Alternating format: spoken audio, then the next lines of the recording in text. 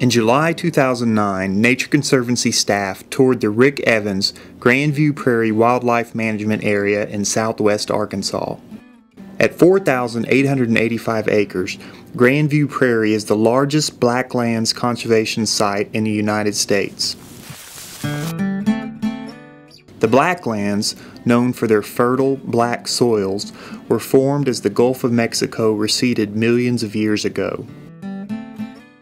This is the old edge of Gulf of Mexico. These were oyster beds, shellfish beds, that have turned to a very heavy clay soil or chalk.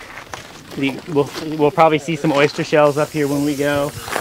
They found a lot of other stuff here. We find mosasaur bones and gigantic historical turtles that are bigger than the van and all that kind of stuff. It's a good, interesting fossil place. And so every time you come here after a rain, you'll find new shells, new bones, snails, turtles, all kinds of cool things that you would have found in an ocean, 30 million years ago. Blackland prairies and woodlands once covered some 12 million acres in 5 southern states, including Arkansas. Today, less than 1% remains in scattered patches. What does remain, however, contains an extraordinary array of plant communities that support abundant wildlife.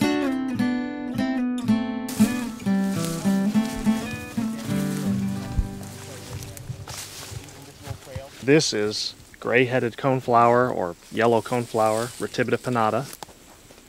I can remember when we found the first one here on the whole 5,000 acres. And then this is a really uncommon species that's listed as state endangered all throughout the Midwest.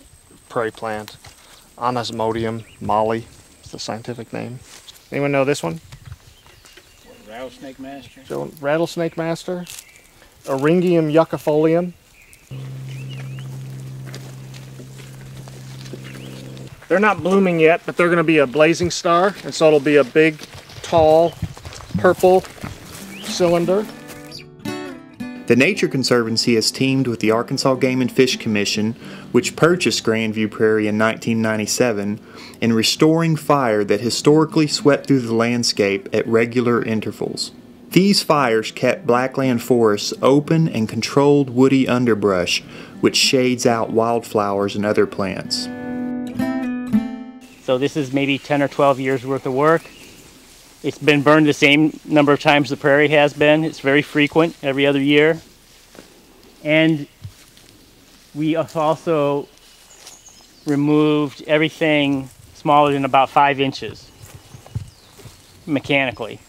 And then after the burning, the plant species diversity doubled, and all these areas just started flowering. Because these places in their degraded state are not very attractive. The woods are impenetrable thicket, and the prairies are not flowering, and they're filled with cedars. But what we know is a lot of the rare birds and animals, they need those open woodlands and those open clear prairies. So.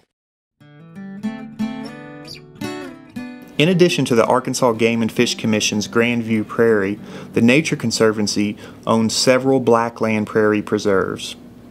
Additional blackland sites have been conserved by the Arkansas Natural Heritage Commission. Working together and with federal agencies and private landowners, these partners have conserved nearly 9,000 acres of blackland prairies and woodlands in Arkansas.